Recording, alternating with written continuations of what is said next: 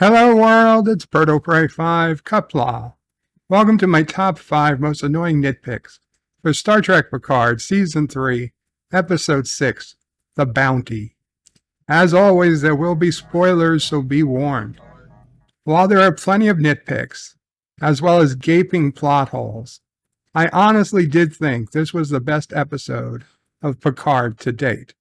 Not great Trek, mind you, but watchable. I understand why those with early access got to see 6 episodes instead of a more logical 5 of 10. I'm pretty sure this episode reached peak memberberry as the show every starship you can imagine and literally dig up the dead. I can't imagine they can keep this up for the rest of the season. As always, let's start with nitpick number 1.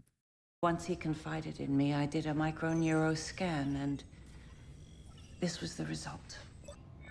You're certain? The portions of the brain related to cognition, imagination, all affected. According to this, Jack has rheumatic syndrome. Inherited from me. Early in the episode, I find myself shaking my head in disbelief. We're supposed to think that Dr. Beverly Crusher, who has been practicing medicine with her son, has never run a brain scan of her own child, a son she knew was conceived by a man she knew had an incurable genetic disease. Not only should she have scanned her son before now, she should have scanned him before he was even born. Maybe if she had known, she would have dedicated the last 24 years of her life to working on a cure. There's also the fact they're talking about his medical records without him even being present.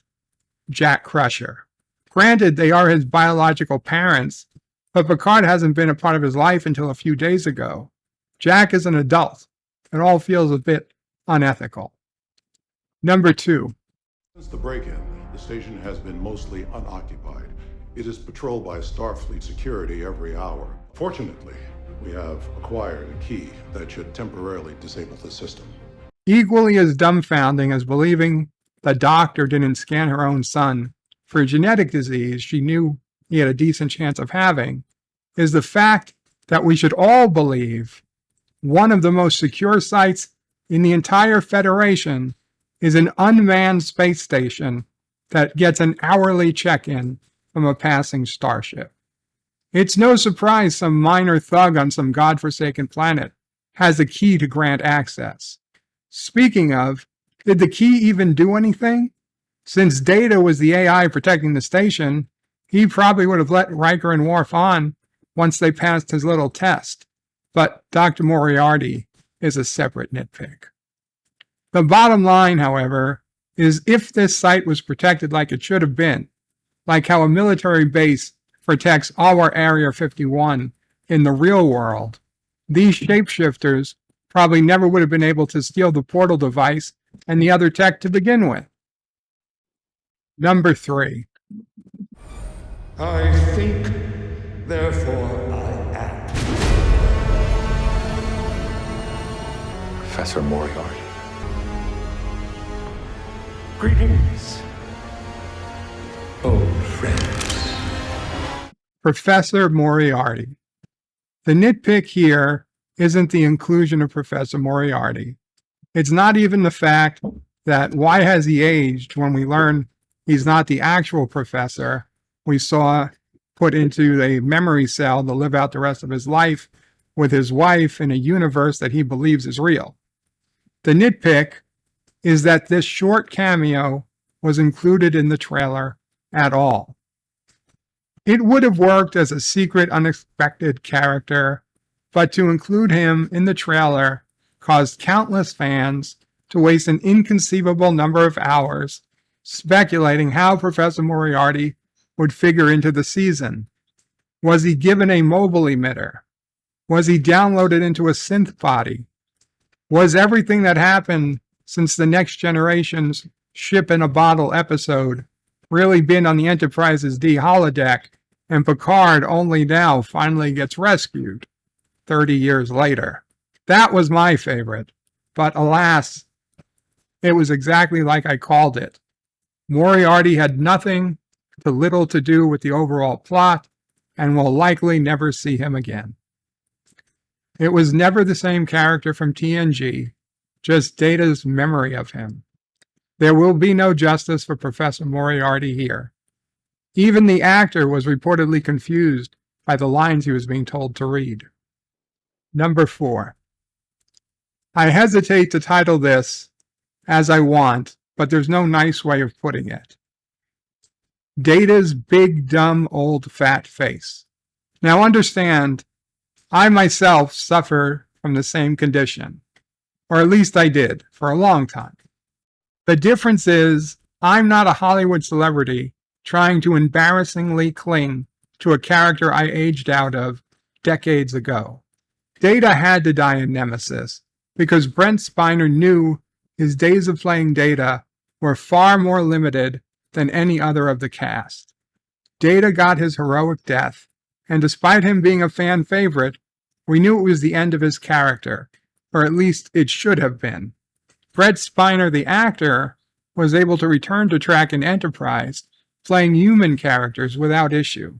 When Picard the TV series began, and Data had a cameo in a dream sequence at the very start, they at least attempted to de-age him, and for the most part, we were okay with it.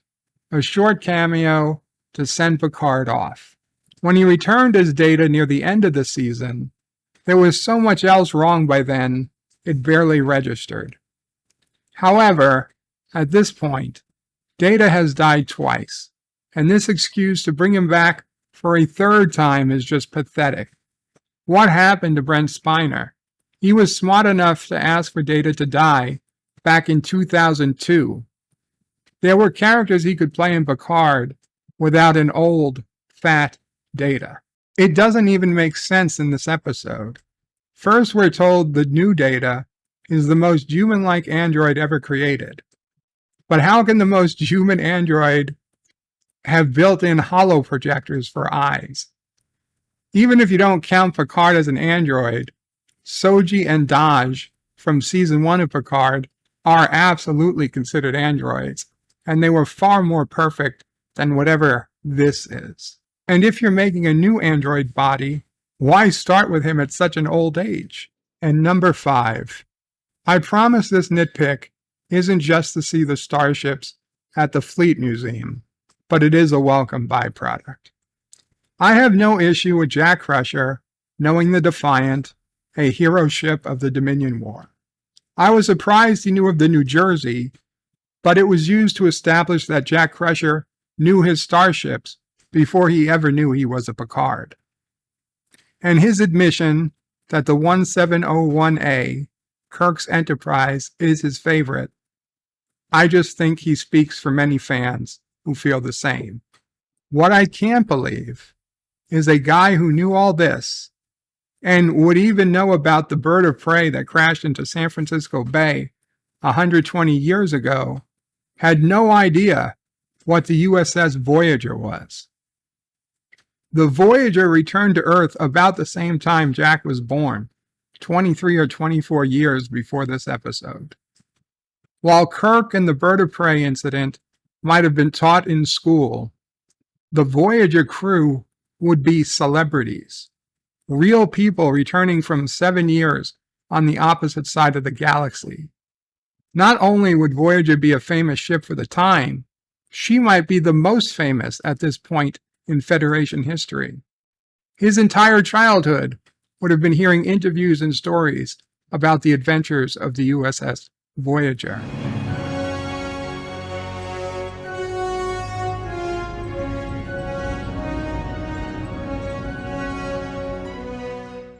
That will do it for this week. Qapla All, bird out.